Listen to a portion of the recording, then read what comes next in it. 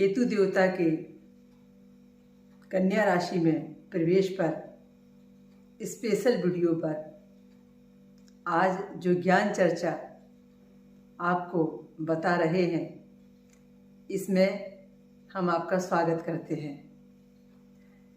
राहु और केतु देवता 18 माह तक एक राशि पर परिक्रमा करते हैं और 18 माह पूरी हो जाने के बाद ये वक्री होकर, रिवर्स होकर, यानी आगे की राशि में ना जाकर पीछे की राशि में जाकर गोचर परिक्रमा किया करते हैं। आपने 12 अप्रैल 2022 को हमारे एक वीडियो के माध्यम से जाना कि केतु देवता तुला राशि में प्रवेश करके गोचर परिक्रमा में थे और राहु देवता का प्रवेश मेष राशि में हुआ था। 30 अक्टूबर 2023 तक ये प्रवेश उनका 18 माह का गोचर परिक्रमा का रहा। अब 7 नंबर की तुला राशि से केतु देवता बाहर आएंगे और अपने पीछे की यानी 6 नंबर की कन्या राशि में उनका प्रवेश होगा। केतु देवता का प्रवेश तुला राशि से कन्या राशि में होगा। ठीक उसी दिन उसी समय एक साथ राहु देवता का प्रवेश मेष राशि से एक पीछे की राशि यानी मेष के पहले वाली राशि मीन राशि में प्रवेश होगा।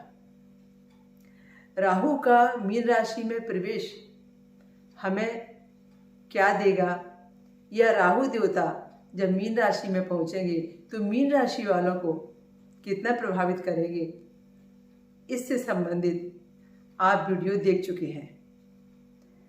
अब तुला राशि से जब कन्या राशि में केतु देवता प्रवेश करेंगे तब हमें कितना फर्क पड़ेगा। फर्क तो पूरा 12 राशियों को पड़ेगा, पर महत्वपूर्ण विषय आज हमने कन्या राशि का लिया है, क्योंकि कन्या राशि में प्रवेश हो रहा है। इसलिए आपको सबसे पहले केतु की प्रकृति को समझना है, केतु के स्वभाव को समझना है, और फिर आपकी राशि और आपकी लग्न को समझना है, और यह भी जानना है कि वर्तमान समय में कन्या राशि के ऊपर अभी किन ग्रहों का पॉजिटिव प्रभाव है। एक छोटा छोटा सा मूल एक रिसर्च 30 अक्टूबर को जब तुला से उतरकर कन्या में प्रवेश होगा केतु देवता का, उसके पहले कन्या राशि के ऊपर, कन्या राशि में या कन्या राशि के लिए समझने वाली बात कि 1 अक्टूबर को कन्या राशि का बुध जो उनके राशि अधिपति हैं स्वयं अपनी राशि में प्रवेश करते हैं, उनका अपनी राशि में प्रवेश होता है। बुध का जब भी कभी भी साल में एक बार कन्या राशि में प्रवेश होता है तो बुध उच्च के हो जाते हैं। और यदि हम कन्या राशि की पत्रिका का एक जन्म चार्ट बनाएं, राशि चक्र हम तैयार करें, राशि कुंडली तैयार करें, कन्या राशि को लग्न में बिठाकर, चंद्रमा लग्न में लिखकर यदि हम कन्या राशि की राशि पत्रिका बनाएं तो बुध कन्या राशि के केंद्र में बैठेंगे और यह बहुत बड़ा योग बनाएंगे, जिसे हम कन्या राशि वालों के लिए अक्टूबर महीने में 27 दिनों के लिए बनने वाला भद्र महापुरुष योग कहते हैं। भद्र महापुरुष योग क्या होता है? ये 5 महापुरुषों के एक योग में से है जो बड़े धनवान लोगों को मिला है या जो व्यक्ति को धनवान बनाता है। हमारे कार्य, हमारी योजनाएं, हमारी सोच, हमारी नेकियां, हमारा दान पुण्य धर्म विश्वास इसी समय हमें काम आता है और हमें अचानक लाभ देकर जाता है। ये तो एक अच्छी खबर उन लोगों के लिए जो कन्या राशि वाले हैं। इसके अलावा हमें आगे ये समझना है कि जैसे ही कन्या राशि में केतु का प्रवेश होगा, प्रवेश के साथ साथ और कौन से पॉजिटिव ग्रह हैं जो इस प्रवेश को पॉजिटिव बनाएंगे। कन्या राशि में जब केतु का प्रवेश होगा तब उसके पहले से, यानी उसके 2 माह पहले से, लगभग 4 सितंबर से जो गुरु बृहस्पति देवता मेष राशि में परिक्रमा कर रहे थे वो बकरी हो जाएंगे और उनके बकरी होने से वो मीन राशि में आ जाएंगे, उनका प्रभाव मीन में हो जाएगा। और कन्या लग्न की पत्रिका या कन्या राशि की पत्रिका यदि हम बनाएं तो उनके सप्तम स्थान पर मीन राशि आएगी और सप्तम स्थान पर ये 12वां नंबर होने से सप्तम स्थान पर गुरु बृहस्पति देवता आ जाएंगे, उनका प्रभाव वक्री होने से मेष की जगह मीन में आ जाएगा। जब भी कभी गुरु अपनी स्वग्रही राशि पर या उच्च की राशि पर केंद्र में होते हैं तो जितने दिन भी वह केंद्र में रहेंगे, खुद की राशि हो या उच्च का ग्रह हो, तब वो वहाँ पर एक बहुत अच्छा योग बनाएंगे जिसे हम हंस महापुरुष योग कहते हैं। अब ऐसी स्थिति में हंस महापुरुष योग अपने आप में एक बहुत बड़ी उपलब्धि है। यह उन महापुरुषों को मिला है जिन्होंने अपने जीवन में बहुत नाम कमाया है। हंस महापुरुष योग को समझने के लिए और भद्र महापुरुष योग को समझने के लिए आपको हमारे शनि आश्रम औरंगाबाद महाराष्ट्र के YouTube चैनल के अंदर डाले गए वीडियो में हंस महापुरुष योग सीखना है और भद्र महापुरुष योग को सीखना है, जिससे आपको समझ में आएगा पूरे विश्लेषण के माध्यम से ये योग बनता कैसे है, लागू कैसे होता है, इसका लाभ कब तक रहता है और कितने अधिक पैमाने पर होता है और इसका लाभ कैसे लिया जा सकता है। इसीलिए आप शनि आश्रम औरंगाबाद महाराष्ट्र के हमारे YouTube चैनल को भी सब्सक्राइब कीजिए और पंच महापुरुष के पूरे 5 योगों को जरूर सीखिए, जरूर समझिए। पंच महापुरुष के 5 योगों में एक होता है मंगल से बनने वाला रुचक योग, एक होता है हंस योग, एक होता है भद्र योग और इसी प्रकार से शनि से बनने वाला एक होता है शशि योग और शुक्र से बनने वाला योग मालव्य योग कहलाता है। सब बड़े महत्वपूर्ण योग हैं, अद्वितीय योग हैं। बहुत कम लोगों की जन्म पत्रिका में ये जन्म से मिलते हैं, पर गोचर परिक्रमा में जब भी कभी कुछ महीने के लिए, कुछ समय के लिए ऐसे योग अचानक बन जाते हैं, तब भी व्यक्ति कम फायदा नहीं उठा सकता। इसलिए जिनकी जन्म पत्रिका में जन्म से यह योग नहीं भी है, तो भी उनको इस लाभ से वंचित नहीं रहना चाहिए। केतु देवता कन्या राशि में प्रवेश करें उसके पहले से गुरु ने अपना स्थान बकरी करके मीन से संबंध जोड़कर कन्या राशि वालों को सितंबर महीने, अक्टूबर महीने, नवंबर महीने और दिसंबर महीने, इन 4 महीनों में, यानी 4 सितंबर से लेकर 31 दिसंबर 2023 तक केतु के लगने वाले ग्रह के ग्रहण वाले निगेटिव तत्व से बचा लिया, निगेटिव परेशानियों से बचा लिया, असर से बचा लिया। एक पॉजिटिव है, एक नेगेटिव है। यदि पॉजिटिव ज़्यादा बड़ा है और नेगेटिव कम है तो नेगेटिव वहीं पर लुप्त हो जाएगा ढक जाएगा, असर छोड़ देगा, असर नहीं कर पाएगा और पॉजिटिव सामने आ जाएगा।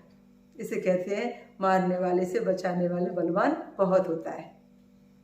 तो केतु देवता प्रवेश करें कन्या में 30 अक्टूबर 2023 को, उसके पहले से ही गुरु ने केंद्र से संबंध बनाकर 7वें स्थान पर बुध की राशि से रिश्ता बनाकर बुध को बलवान बना दिया, कन्या राशि वालों को बलवान बना दिया। अब बुध भले ही अक्टूबर में कन्या से उतरकर तुला में चले जाएं, पर गुरु का बचाव पक्ष बहुत बलवान है। और ये गुरु का जो बचाव पक्ष है, ये राहु और केतु के ग्रहण के दोष को कम करता है। अब आते हैं केतु के स्वभाव पर। केतु और राहु दोनों उल्टी चाल चलते हैं। 30 डिग्री से चाल चलकर घटते घटते घटते घटते 0 डिग्री तक 18 महीने में आ जाते हैं और 0 डिग्री के होने के बाद में फिर ये पीछे की एक दूसरी राशि पर परिभ्रमण में गोचर में चले जाते हैं। केतु का स्वभाव आध्यात्मिक है। केतु का स्वभाव धन देने वाला है। वह बिना सोचे समझे व्यक्ति की योजनाएं बनाने वाला है। केतु का संबंध ऐसे स्थान से है जहां जल होता है। केतु व्यक्ति को यात्राएं देता है। केतु व्यक्ति को कर्मठ बनाता है, मोक्ष की तरफ ले जाता है, वैरागी की तरफ ले जाता है। यदि केतु अच्छा है, केतु शुभ स्थान पर है, आपकी जन्म लगने के अनुसार, आपकी राशि के अनुसार केतु की गोचर परिक्रमा अच्छे स्थान से जा रही है, तो सुनिश्चित रूप से शुभ केतु आपको आध्यात्म में बहुत ऊंचाई देगा। पुराने कार्यों को आप संपन्न करेंगे, अधूरे काम आपके पूरे होंगे, कुछ धन ऐसा प्राप्त होगा जिसकी आपने आशा नहीं की थी। चाहे वो प्रॉपर्टी से संबंधित हो, चाहे वो पटवारी से संबंधित हो। एक बात और है, केतु की परिक्रमा जहां पर जिस समय जितने दिन तक भी रहेगी, उतने दिन तक के उस सुख से वंचित करेगी। जैसे गृहस्थी पर यदि केतु की परिक्रमा होगी तो फिर उस समय तक गृहस्थी के सुख से वह वंचित करती है। ठीक इसी प्रकार से लग्न पर अब आपकी कन्या वालों पर परिक्रमा है और कन्या वालों के लिए गृहस्थी पर राहु देवता है।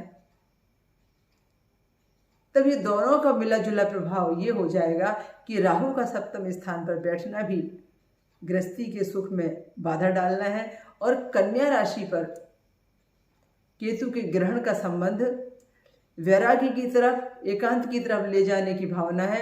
तो अपने आप वह व्यक्ति अपने कार्य में इतना बिजी हो जाएगा कि वह गृहस्थी की तरफ ध्यान नहीं दे पाएगा और राहु और केतु का मिला जुला संगम प्रभाव उसे हमेशा गृहस्थी से दूर रखने की, गृहस्थी से परेशानी, सुख में बाधा डालने की, कहीं ना कहीं कोई परेशानी का कारण तैयार करेगा।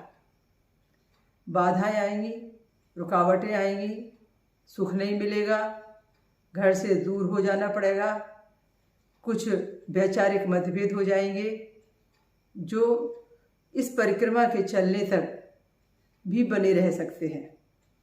इसलिए बहुत समझदारी से आध्यात्मिक वातावरण से हमें लाभ उठाना चाहिए और अपना बचाव पक्ष बना के रखना चाहिए। हमने देखा कि केतु की परिक्रमा व्यक्ति को आध्यात्मिक की ओर ले जाती है, तो आध्यात्म एक बड़ा बचाव पक्ष है। जिस स्थान से भी केतु की परिक्रमा निकलेगी, केत छुड़ाए खेत, यानी उस समय तक के लिए, जिस समय तक उसकी परिक्रमा वहाँ पर है, तब तक हमें हमारे उस सुख में बाधा मिलती है, बाधा होती है। इसलिए हमें पहले से तैयार होना चाहिए और उसे पॉजिटिव वे में लेना चाहिए कि यदि हम किसी सुख से दूर हो रहे हैं तो किसी दूसरी चीज़ को पाने के लिए जो हम उस सुख से वंचित हो रहे हैं उसको पाकर ही रहें। जैसे विद्यार्थी घर छोड़कर बाहर पढ़ाई के लिए जाता है, कोई देश छोड़कर विदेश यात्रा पर जाता है, क्योंकि केतु का संबंध विदेश यात्राओं से भी है, अपनी प्रगति के द्वार खोलने से भी है। तो वह व्यक्ति उसकी प्रगति के लिए, अपने कैरियर निर्माण के लिए, आगे धन कमाने के लिए, आगे अपने को प्रूव करने के लिए वह तैयारी कर रहा है, तो उसे पूरे मनोयोग से उसकी तैयारी में लगे रहना चाहिए। केतु का संबंध जौ से है, सप्तधान से है। हम जितना इसे दान में प्रयोग करेंगे, केतु के नक्षत्र हमारे इस 18 महीने में आते हैं। केतु के 3 नक्षत्र होते हैं, मघा, मूल, अश्वनी। मघा, मूल, अश्वनी। जब भी कभी किसी भी मंगलवार के दिन केतु के नक्षत्र आए, तब हमें 7 केजी जौ को दान करना चाहिए। चाहे हम हवन यज्ञ के लिए दान करें, चाहे हम किसी उपाय प्रयोग में उतारा करने के लिए इसका इस्तेमाल करें। भूमि में गाड़ने से भी बहुत फायदा होता है, पक्षियों को खिलाने से भी बहुत फायदा होता है, पर जल विसर्जन करने से लाभ कम होता है, क्योंकि जल तत्व चंद्रमा का है और केतु का ग्रहण चंद्रमा को लगता है। तो केतु की चीज जल में विसर्जन करना बहुत अच्छा नहीं माना गया है। बहुत सारे व्यक्ति गाय को खिलाने में उपयोग करते हैं। अलग अलग प्रकार से इसका दान का उपयोग किया जा सकता है। सप्तधान का उपयोग हम लंगर में, महाप्रसाद में, भंडारे में ये 7 प्रकार के अनाज देकर उपयोग कर सकते हैं। पक्षियों को खिलाने के लिए, गाय की सेवा के लिए, और किसी गरीब को अनाज दान करके भी हम इसका लाभ ले सकते हैं। वैसे तो केतु का दान आपके पहने हुए वस्त्रों में बहुत अच्छा होता है। आपका पहना हुआ जो भी 1-2 बार का पहना हुआ कोई पुराना वस्त्र हो, और हमारे किन्नर समाज के जो व्यक्ति होते हैं उनको यदि आपका वस्त्र दिया जाए और वो उसे धारण करें, वो उसे पहने, तो वह केतु का दान सबसे अच्छा कहलाता है। ये तो मैंने उपाय बताए। कन्या राशि वालों के लिए बहुत अच्छी खुशखबरी है कि यह समय अब पूरा 2023 निकल जाने के बाद, जब जनवरी 2024 शुरू होगा, तब से वो उन्हें प्रभावित करेगा, उसके पहले ज़्यादा प्रभावित नहीं करेगा। और मई 2025 तक, जब तक इसका असर रहेगा, तब तक के वह आपके भाग्य के बंद दरवाजे जरूर खोलेगा। क्योंकि जब प्रारंभ में जो असर रहता है, वही असर आगे चल तक आगे ले जाकर हमें कहीं ना कहीं निगेटिव पॉजिटिव दिखाता है। तो प्रारंभ में पॉजिटिव है, तो आगे चलकर वो पॉजिटिव ज़्यादा होगा, निगेटिव कब होगा। बस समझदारी से काम लेना है। यदि आपका केतु अशुभ हुआ, आपकी गोचर परिक्रमा में, आपके लगने के अनुसार में, जन्म पत्रिका के लगने के अनुसार में, यदि आपका केतु का स्थान षष्ठम, अष्टम या द्वादश स्थान से है, तो इसका मतलब यह है कि आपके जीवन में या जन्म से चंद्रमा के साथ या राहु के या केतु जो आपके सूर्य के साथ में, या राहु सूर्य और चंद्रमा के साथ में कहीं है, तो सूर्य के साथ में राहु केतु या चंद्रमा के साथ में राहु केतु का होना, और फिर इसके बाद में किसी की राशि पर केतु का या राहु का आ जाना, वो उसके लिए बहुत बहुत कठिन समय है, ऐसा कहा जाता है। इसलिए सभी के लिए कठिन भी नहीं है और सभी के लिए अच्छा भी नहीं है। जन्म पत्रिका ग्रहण योग की होगी तो कठिन होगा। मंगल के साथ में यदि केतु का, मंगल के साथ में यदि राहु का जन्म पत्रिका में लिखा जाना होगा तो कठिन होगा। तो इसलिए ये सारा गोचर परिक्रमा का जो प्रेडिक्शन है, इस रिजल्ट पर आता है कि यह समय आपके लिए वरदान से कम नहीं है। आपको चाहिए कि आप अपने भाग्य के बंद दरवाजे खोलें और पूरे मनोयोग से अपनी सफलता के लिए तैयार हो जाएं, इतनी पात्रता बनाएं कि आप जो हासिल नहीं कर पाए थे वो भी हासिल करके दिखाएं। क्योंकि आपके ऊपर में ना तो शनि की 7.5 है, ना शनि का ढैया है। शनिदेव के प्रभाव से आप भी बिल्कुल मुक्त हैं। इसलिए मीन राशि पर राहु के प्रभाव में तो शनि की 7.5 का प्रभाव भी है, तो वो पूरी तरह मुक्त नहीं है। पर केतु की परिक्रमा वाले जो कन्या राशि वाले हैं वो इस समय ज़्यादा मुक्त हैं और वह अपने जीवन में स्वतंत्र होकर कुछ अच्छा रिजल्ट सामने में दुनिया को दे सकते हैं, अपने को प्रूफ करके दुनिया के आगे दिखा सकते हैं। तो कन्या राशि वालों के साथ में हमारी शुभकामनाएं हैं। और पूरी 12 राशियों में भी केतु का प्रभाव अलग अलग तरीके से है, पर महत्वपूर्ण सिर्फ अभी मैं तुला की और मेष की भी बात करूं, जहां से अभी बदलाव हुआ है। तो तुला राशि का संबंध अभी तक केतु से रहा था, अब वो कन्या पर आ गए, तो तुला राशि से वह एक घर आगे एक घर पीछे कैसे निकालेंगे। तुला राशि से केतु देवता जब कन्या में आ गए तो फिर तुला राशि अब पीठ के पीछे हो गई, यानी अब 12वां हो गया घर तुला का। तो फिर केतु से 12वें हो गई तुला राशि। तो तुला राशि के लिए व्यय का, नाश का, फिजूल खर्चे का, कोर्ट कचहरी का, परेशानियों का यह समय अभी कुछ दिनों रहेगा। इससे उनको बचाव पक्ष और साधनात्मक तरीके से अपने आप को उपाय में लाने की जरूरत है। इसके अलावा मेष राशि की बात करें तो मीन राशि में जब राहु का प्रवेश हुआ तो मेष राशि से अब हमने ये देखा कि वो 12वें हो गए। तो ठीक यही बात मेष राशि के लिए बहुत खर्चों का, विनाश का, यात्राओं का, बहुत भाग दौड़ का, पुलिस कंप्लेन, कोर्ट कचहरी, परेशानी, उलझन, प्रारंभ में ये परेशानियां देखने को आएंगी। इसलिए आध्यात्म हमें बचाता है, हमें आध्यात्म होना चाहिए।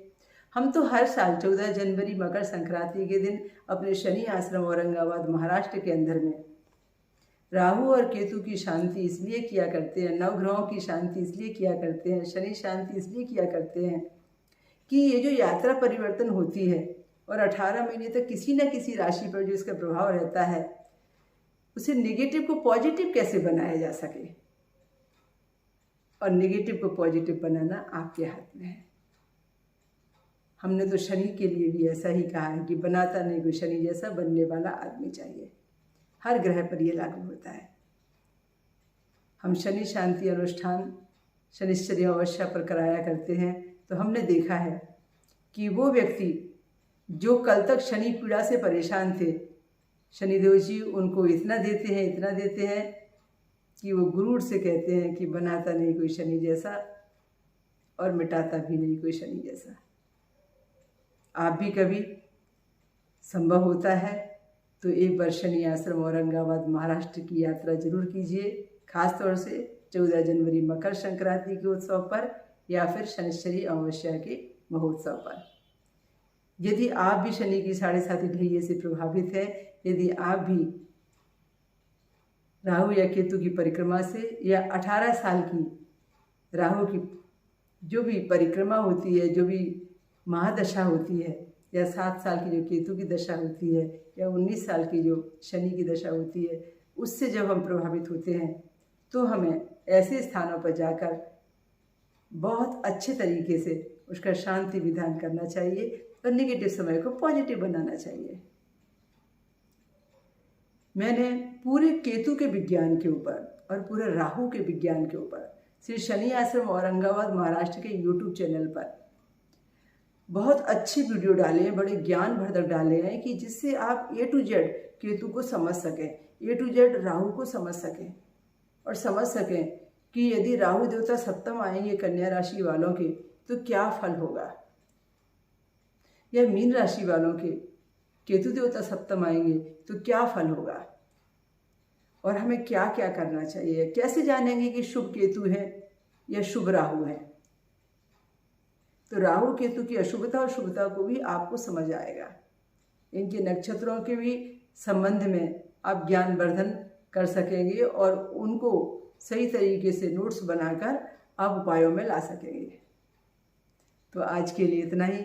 हमारा वीडियो आपको कैसा लगा कमेंट में लिखना ना भूलें, और हमारे सभी ग्रहों के ऊपर जो प्रशिक्षणात्मक वीडियो है उनको भी ज़रूर सुनें, ज़रूर देखें और अपने कमेंट्स करें। हमें आपकी प्रतिक्रियाओं का इंतज़ार रहेगा। यह ज्ञानदान आपको कैसा लगा हमें ज़रूर बताएं। जय श्री देव।